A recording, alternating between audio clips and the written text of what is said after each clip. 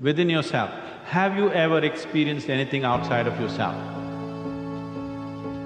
Everything that ever happened to you, darkness and light happened within you, pain and pleasure happened within you, joy and misery happened within you.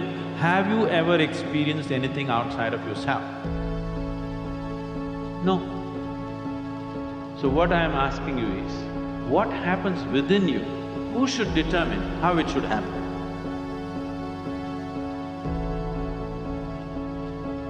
What happens within you?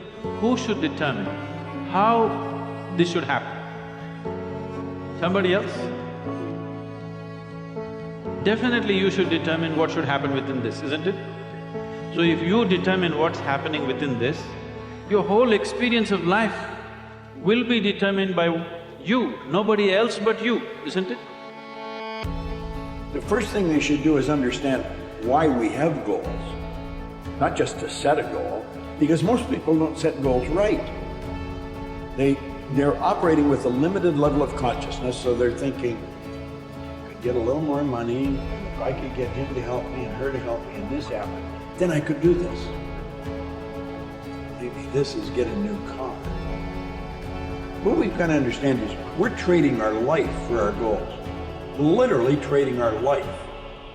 Would you trade your life for a car or a house? I don't think so. So it's got to be something really meaningful. And we're not taught to think this way. We should sit down and don't give any thought to where the money is going to come from, where the help is going to come from. It's what do you really want? To go and follow that, go and live that purpose.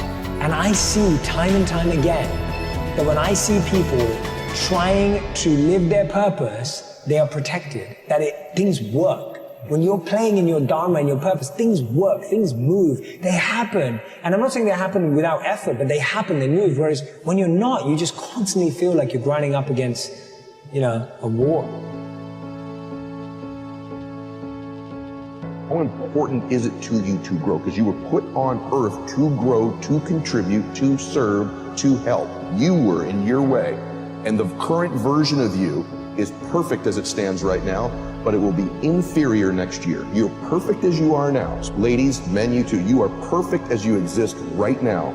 But that version of you isn't sufficient next year. You gotta be crazy, hungry, crisis to get to that next version of you.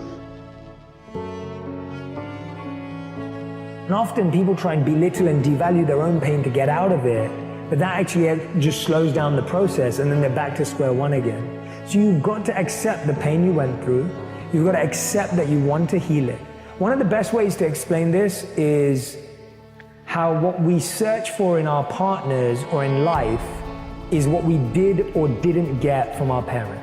We need to have the awareness of developing the emotional skills that our parents didn't have. So again, reminding ourselves of being aware that we're literally creating lives that will continue in the same direction unless our minds are changing.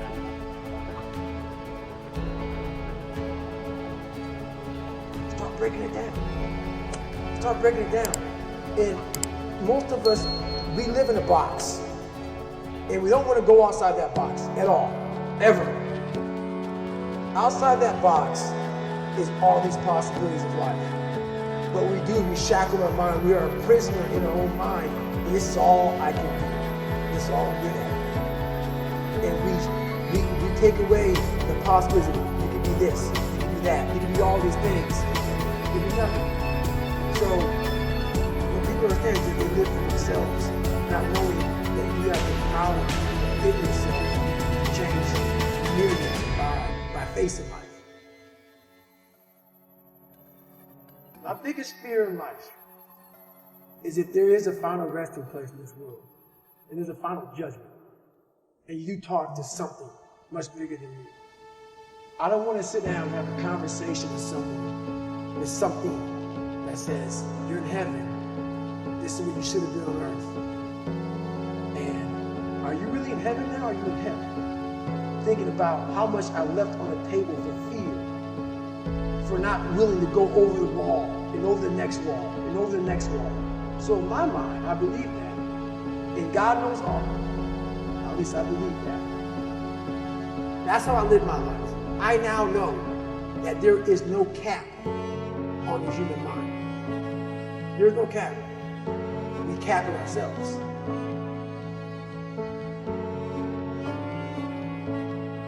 I'm telling you, tell a good lie. I'm gonna make a difference in the world. And you don't believe it, but say it 1,000,000 times. You're gonna end up believing it. I'm meant to do something special in my life. There's no way in the world God put me on this planet to just be a regular guy. No way. The blood in here is boiling. I want to do something big with my life. This guy was put on this planet to make a difference. Say it over and over and over and over and over and over again. Convince everybody in the world. The entire time you're just trying to convince one person, and that is you. And that's the game of future truth. See, there's a book being written about your life. Isn't there?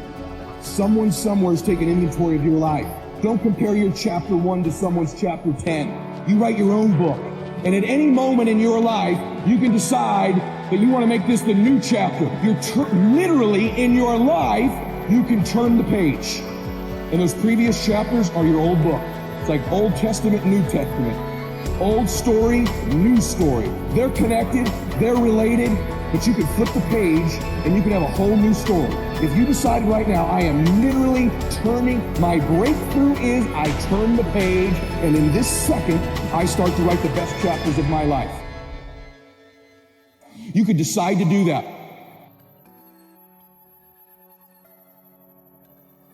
We also have to play the infinite game. It's not about being ranked number 1. It's not about outdoing anyone. It's about how to outdo yourself. It's about how to make sure that the work that you're producing is better than the work you produced before. You are your competition. And that is what ensures you stay in the game the longest. And that is what ensures you find joy. Because the joy comes not from comparison, but from advancement.